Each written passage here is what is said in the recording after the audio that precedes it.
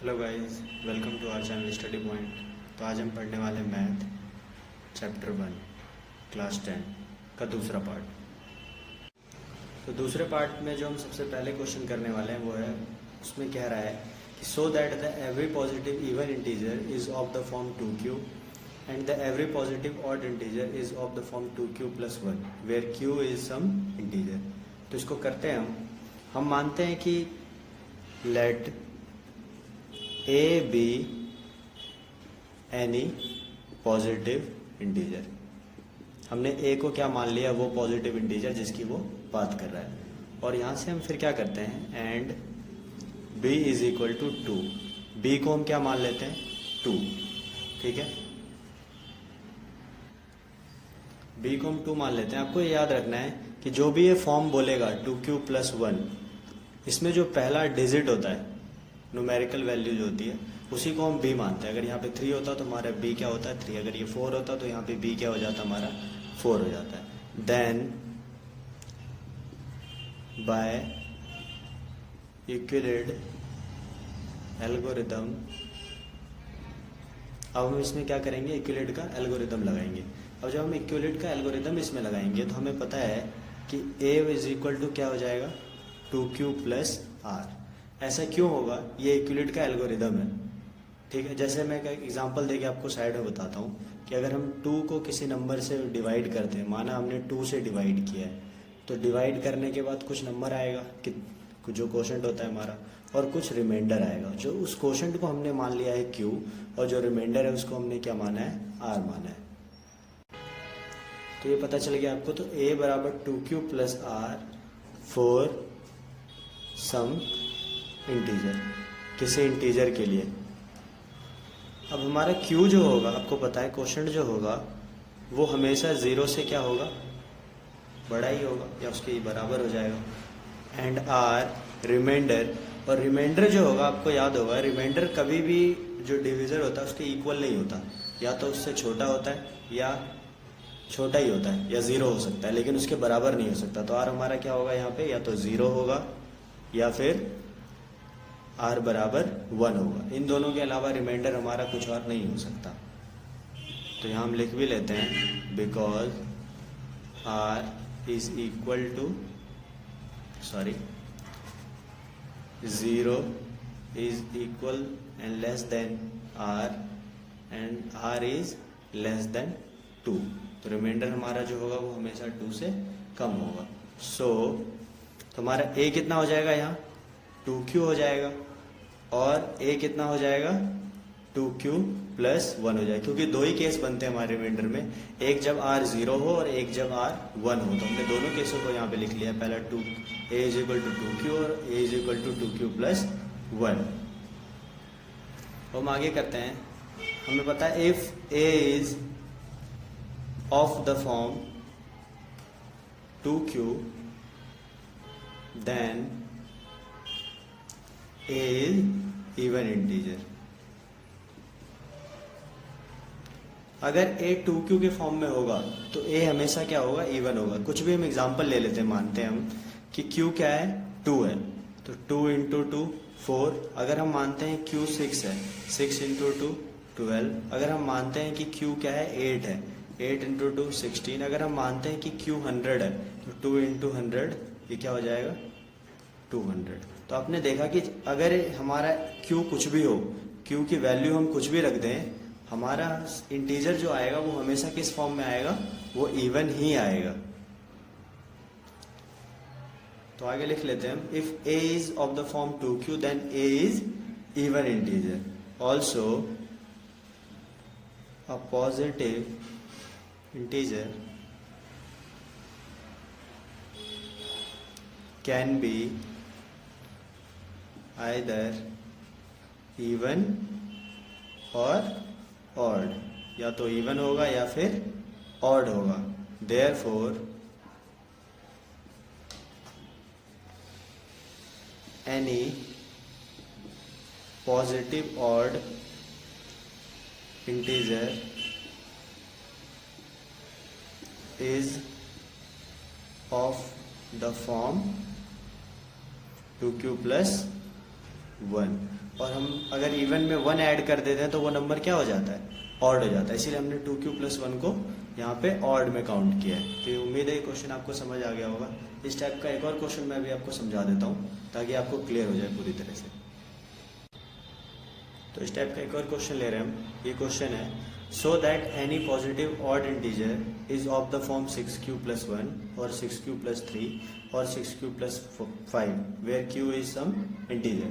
तो हम क्या कर लेते हैं, पहले की तरह ही let a B any positive integer. A को क्या मान लिया हमने कि ए कोई पॉजिटिव इंटीजर है, एंड बी कितना हो जाएगा हमारा 6 क्यों होगा, क्योंकि मैंने आपको पहले ही बताया था कि 6q + 1 दिया हुआ है उसने, तो जो भी हमारा नंबर यहाँ होगा वही हमारा यहाँ पे बी हो जाएगा।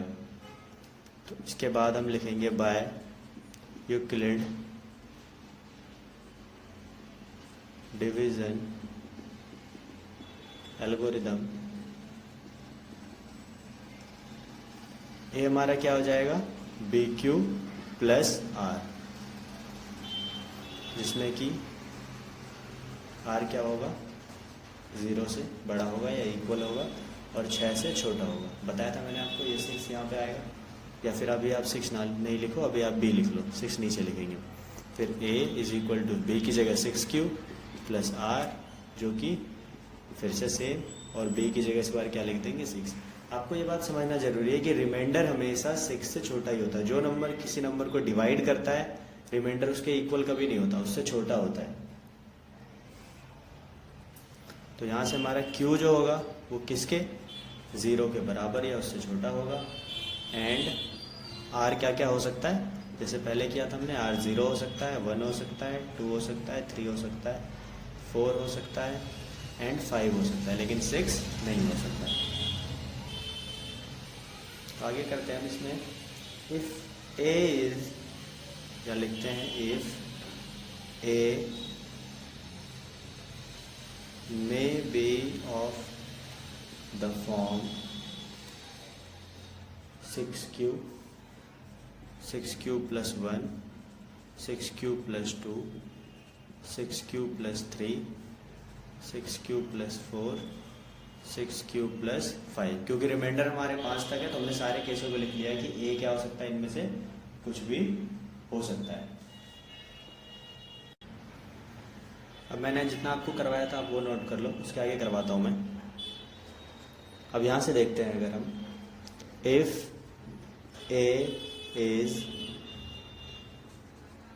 ऑफ द फॉर्म, अगर हमारा A किस फॉर्म में है, 6q के फॉर्म में है, या 6q + 2 के फॉर्म में है, या 6q + 4 के फॉर्म में है, then A is even.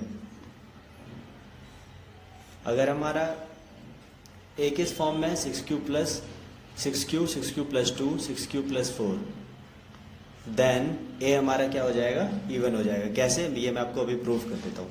A = हमने माना 6q, 3 ले लेते हैं हम 6q, A = एक बार ले लेते हैं 6q + 2, और एक बार A ले लेते हैं 6q + 4।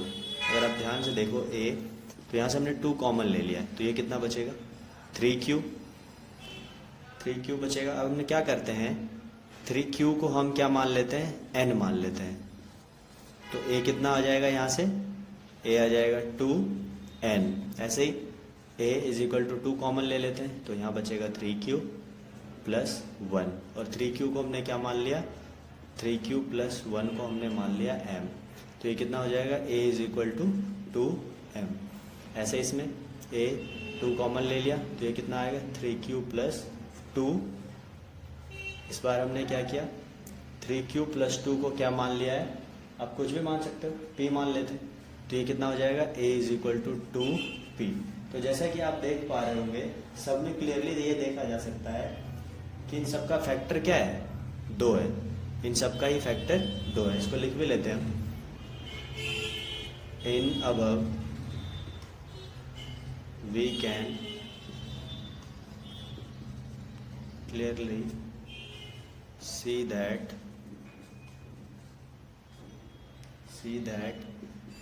the number of the form 6q plus 2 and 6q plus 4 are having the factor of 2. Thus the number of the form, कौन से फॉर्म में जो है ये 6q plus 2 and 6q plus 4 are even. तो इसलिए ये क्या हो गया, इवन. अब हमने इवन के लिए प्रूफ कर लिया, अब हम ऑड के लिए कर लेते हैं. ठीक है, तो इस बार if a is of the form, कौन से फॉर्म में, 6q plus 1, 6q plus 3 and 6q plus 5, अगर इन तीनों फॉर्म में होंगे तो वो क्या होगा,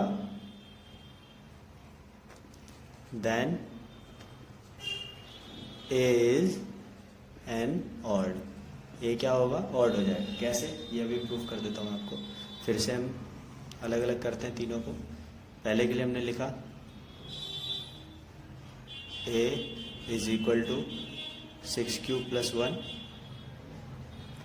a यहाँ से 2 कॉमन ले लोगे आप, ये हो जाएगा 3q.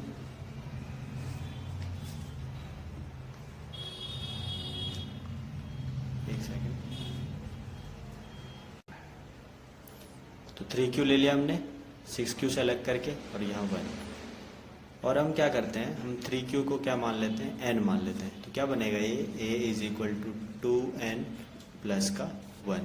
सेम नेक्स्ट के लिए करेंगे हम. a is equal to 6q plus का 3. यहाँ से हम क्या करते हैं, 6q को ऐसे रहने देते हैं, और 3 को क्या लिख देते हैं हम, 3 को हम लिख देते हैं 2 प्लस 1. अब पहले दो में से आप कॉमन ले लोगे अगर 2, तो यहाँ बचेगा 3q प्लस का 1, और यहाँ पे बचेगा 1. अब हम 3q प्लस 1 को क्या मान लेते हैं, m मान लेते हैं. तो ये कितना होगा, 2m प्लस का 1.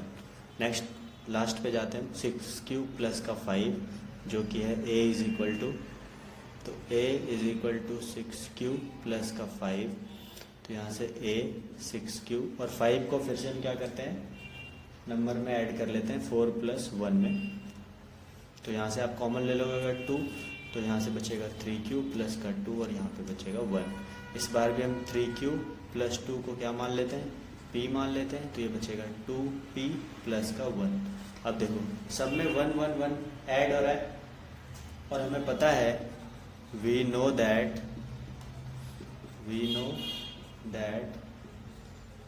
The number of the form 2k plus 1 is odd. आपको पता है कि जब नंबर 2k प्लस 1 होता है तो वो क्या होता है, ऑड होता है. तो यहाँ से ये तीनों नंबर जो हो जाएंगे, ये क्या हो जाएंगे, ऑड हो जाएंगे. इसको लिख लेते हैं हम, the number of the given 6q plus 1, 6q plus 3 and 6q plus 5 are odd. तो यहाँ से इस तीनों क्या हो जाएंगे, ऑड हो जाएंगे. तो ये क्वेश्चन यहाँ पे हो रहा है समाप्त. तो अगर आपको कोई भी डाउट हो तो आप मुझे कमेंट सेक्शन में बता सकते हैं.